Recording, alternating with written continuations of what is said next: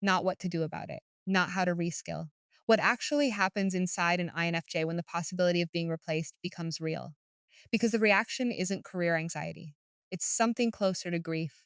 We've covered the practical side of automation and artificial intelligence on this channel before. What's actually at risk? What isn't? How to position yourself. This video is deliberately not that. I want to look at something almost nobody talks about: the internal psychological experience of confronting automation as an INFJ specifically, not the spreadsheet version of the threat, the felt version. Because for most people, the fears of being automated is a financial fear. Will I still be able to pay for things? For an INFJ, it's frequently something else entirely, something closer to an identity fear, and sometimes closer still to a meaning fear. A quiet, unsettling question about whether the thing they thought they were for is still needed. That's a different animal, and it deserves to be understood on its own terms rather than solved with a career pivot before it's even been named. 7 points, the real psychology. Let's go. If you want the psychology behind the fear rather than another list of future proof jobs, subscribe now. This channel goes where the actual feeling lives, every time. Subscribe and let's get into it. 1. Why it lands differently. Identity fused with contribution, not with a job title. Most people's relationship to their work is separable from their sense of self, at least partially.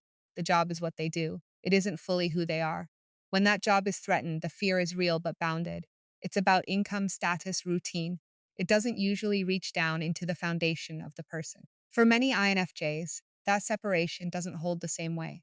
Their sense of self has always been organized less around a role or a title and more around a specific question they've been quietly answering their whole lives. Am I contributing something real? Something that matters, something that uses the depth I actually have? That question predates any specific job. It's closer to the core of their identity than employment ever is for most people. Which means when automation threatens the specific work through which an INFJ has been answering that question, the threat doesn't stay contained to the job. It reaches the identity underneath it. This is why the fear of being automated can produce a response in INFJs that looks disproportionate from outside. A level of unsettledness that seems too large for what is, on paper, a career risk like anyone else's. It isn't disproportionate once you understand the actual target. The person isn't afraid of losing income. They're afraid of losing the mechanism through which they've been proving to themselves that their depth has somewhere real to go. There's a useful concept here from organizational psychology: identity threat, the experience of a challenge to the beliefs a person holds about who they fundamentally are, as opposed to a challenge to what they merely have or do. Identity threats produce a qualitatively different and more destabilizing response than resource threats, because they don't just ask, "What will I lose?" They ask, "What does this mean about what I am?" For someone whose contribution has always been fused with identity in a way it isn't for most people, an automation threat functions less like a resource threat and more like a direct identity threat, which explains both the intensity of the reaction and why the standard career anxiety advice so often fails to touch it. Naming this precisely matters because it means the appropriate first response isn't a resume update. It's recognizing that what's actually shaking is the identity's foundation. And that foundation needs to be addressed on its own terms before any practical plan will actually land. 2. The grief-like response, mourning a future that hasn't actually ended yet. Many INFJs describe something that genuinely resembles grief when they seriously confront the possibility of automation touching their field. And it's worth naming that plainly rather than euphemistically, because grief is actually the more accurate word than anxiety for a lot of what's happening. Anxiety is future-oriented dread about an uncertain outcome. Grief is a response to loss, and what an INFJ is often responding to isn't only an uncertain future outcome, it's the anticipated loss of a specific, already imagined life, the version of themselves doing meaningful work, recognized for the depth they bring, building something over years that reflected who they actually are. That imagined future was real to them in the way INFJ intuition makes things real, vividly pre-experienced, integrated into their sense of who they were becoming. When automation makes that future suddenly uncertain, part of what's being mourned is a version of themselves that hasn't technically died, but whose survival can no longer be assumed. That's why it can feel like grief before anything has actually been lost. The loss being processed is anticipatory, and anticipatory grief is still grief. This matters because grief and anxiety call for different responses, and treating a grief response as if it were solvable anxiety with reassurance, with a plan, with here's what you should do, tends to fail because it's answering the wrong question. Reassurance addresses uncertainty, it doesn't address loss. An INFJ moving through this needs to be allowed to actually grieve the imagined future before jumping to the practical rebuild. The same way a person needs to grieve any other loss before functional life resumes. Skipping that step doesn't make someone more resilient. It just buries the grief somewhere it will surface later, usually as unexplained exhaustion or a flat, joyless kind of productivity. If what you're feeling about automation doesn't feel like ordinary worry, if it feels heavier, sadder, more like mourning something, that's not an overreaction. That's an accurate name for what's actually happening inside you. 3. Why it becomes an existential question, not just a practical one. There's a further layer that makes this specific fear cut unusually deep for INFJs, and it's connected to the type's baseline relationship to meaning that we've covered throughout this channel. INFJs are not comfortable operating without a sense of purpose underneath what they do. Meaning isn't a nice to have layered on top of their functioning. It's closer to a structural requirement, something their whole system needs in order to keep going with any real energy. Automation, for this type, doesn't just threaten a specific task or role, it raises, almost automatically, a much bigger and more uncomfortable question that most people are never forced to confront directly. If a machine can now do the thing I thought only I, or people like me, could do, what was the actual source of the meaning I attached to doing it? Was the meaning in the task itself, which can apparently be replicated? Or was it somewhere else, somewhere the machine can't reach?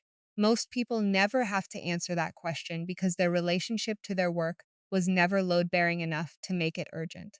For an INFJ whose entire sense of purpose has often been quietly built into their work, the question arrives with real force, and it's genuinely existential. Not will I have income, but where does meaning actually come from if not from being uniquely capable of a specific task?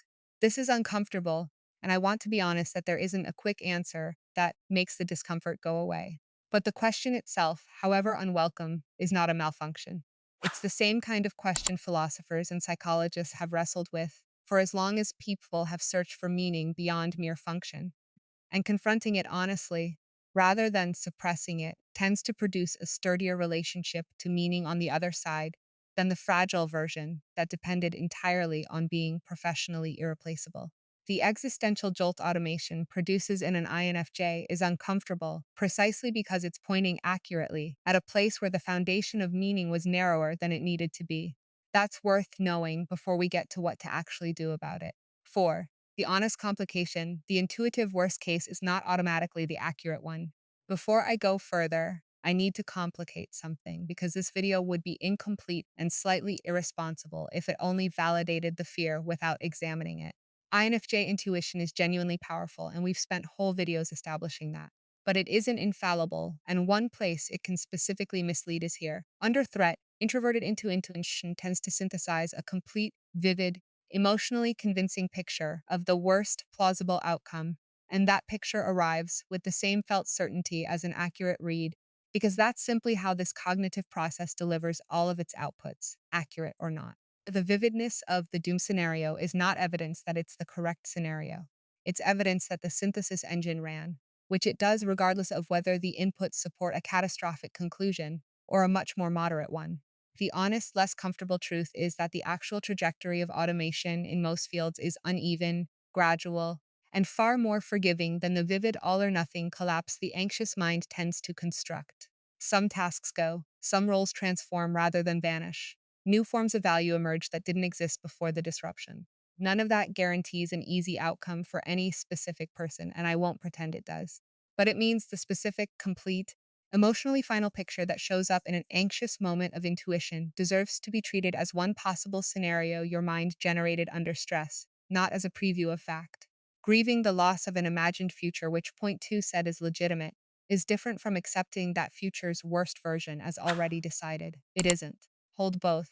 The grief can be real, and the catastrophe can still be unconfirmed.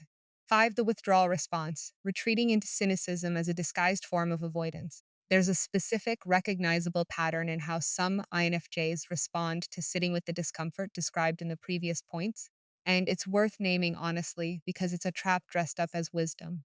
Rather than grieving the imagined future and then genuinely engaging with what comes next, some retreat into a kind of preemptive cynicism. Everything is going to be automated eventually anyway.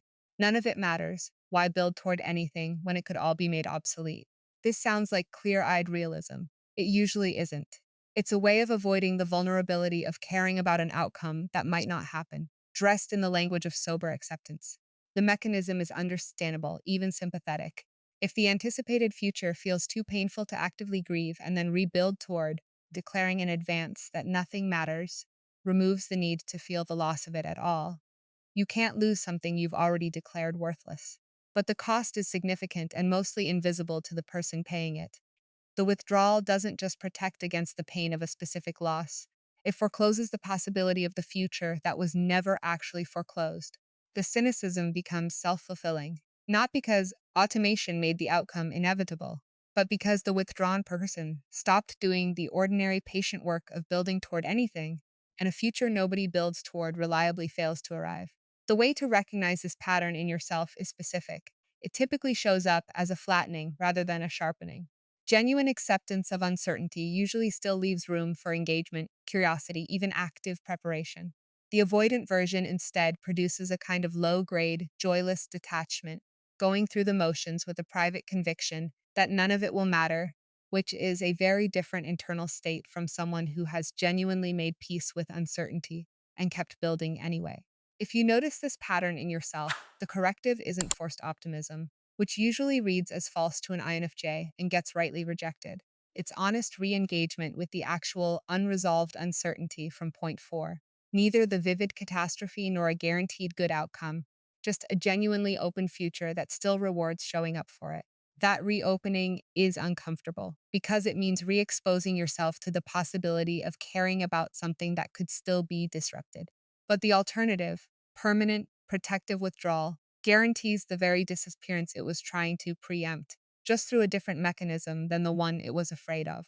6. The productive response, relocating identity from the role to the capacity underneath it. Here's the psychological move that actually resolves the identity threat from point 1, rather than just managing it, and it's a genuine shift rather than a coping technique. It starts with a distinction most people never draw explicitly: the difference between a role and a capacity. A role is a specific position, title, or task. I am the person who does X in this specific context. A capacity is the underlying human ability that made the role possible in the first place. The actual depth of understanding, the genuine perceptiveness, the ability to synthesize complexity into insight that other people can use. Roles are what automation can, in principle, replicate or absorb. Capacities are what a role was always just one temporary container for. An INFJ whose identity is anchored to a specific role is exposed to every disruption that role experiences. An INFJ whose identity is anchored to the underlying capacity, the depth itself, portable across whatever container it happens to be operating in, is protected from any single container's disruption, because the capacity simply moves to wherever it's next needed. This isn't a rhetorical trick or forced positivity. It's an accurate description of what was actually valuable the whole time. The specific job title was never the source of your depth. It was one place your depth happened to be applied, at one point in time, in one economic configuration. The depth itself, the thing that made you good at that job in the first place, doesn't disappear when the container does. It simply needs a new container, and the person who has done the internal work of points 1 through 5, naming the identity threat honestly, grieving the imagined future, confronting the existential question, and refusing both the false catastrophe and the false cynicism, is in a genuinely strong position to go find one. This is also where the earlier existential question from point 3 gets its real answer. Not a comforting platitude, but an actual resolution. The meaning was never purely in the specific task's uniqueness. It was in the act of bringing genuine depth and genuine care to whatever you were doing. That act is not automatable because it was never located in the task. It was located in you, applied through the task. Relocate your sense of identity to that, the depth itself, not its current container. And the automation question stops being a referendum on your worth and starts being a genuinely practical question about which container your depth should move into next. 7. What actually processing this looks like. A sequence, not a single decision. Let me put the whole psychological process together, because it isn't a single insight you apply once. It's a sequence, and skipping steps is exactly what produces the flattened, stuck cynicism from point 5 or the identity collapse from point 1. First, name the threat accurately. If it's hitting you harder than ordinary career anxiety, it's very possibly because it's an identity threat, not a resource threat. And identity threats need to be addressed as what they are, not managed with a spreadsheet. Second, allow the grief. If part of you is mourning an imagined future, let that be grief rather than rushing to reframe it as premature or irrational. It's a legitimate response to a genuinely anticipated loss, and it needs to move through you rather than being argued away. Third, sit with the existential question honestly rather than deflecting it. Where were your meaning actually located? In a specific irreplaceable task, or in something broader that a machine can't touch? Most people find, on honest inspection, that it was always the broader thing, even if the narrower version felt like the whole story for a long time. Fourth, check the catastrophe against reality, rather than accepting your most vivid intuitive scenario as fact. The felt certainty of a doomed scenario is not evidence of its accuracy. Fifth, watch for the cynical withdrawal that disguises itself as acceptance. And if you catch yourself there, treat it as a signal to re engage rather than a genuinely settled position. And sixth, make the actual relocation from point 6, from role to capacitron, from contain to what the container held. That's not a one time decision. It's a way of holding your own identity going forward, one that will serve you through this disruption and through whatever comes after it. Because it was never really about automation specifically. It was about where you built your sense of self, and automation simply made an old, quietly fragile foundation impossible to ignore any longer. None of this makes the fear disappear instantly, and I'm not going to pretend a 7 point sequence dissolves something this deep in one viewing. But it gives the fear somewhere to go besides identity collapse on one side and hollow cynicism on the other. That middle path, grieving honestly, questioning honestly, and then relocating what was actually yours all along, is the real response, not optimism, not despair. An accurate, examined relationship to what automation can and cannot actually touch. Why it lands as identity, not just income. The grief that's actually grief, for a future that hasn't ended. The existential question underneath the practical one. The honest complication.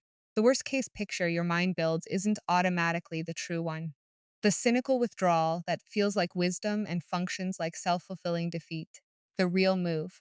Relocating identity from role to capacity. And the sequence that makes it usable rather than just understood. Automation can take a container. It was never going to take the depth that filled it. Unless you let the fear convince you they were the same thing all along. Share this if it named a feeling you hadn't been able to place. Subscribe for more. Be honest in the comments. When you imagine your work being automated, what specifically comes up first? Fear about money or something that feels more like grief? Tell me which.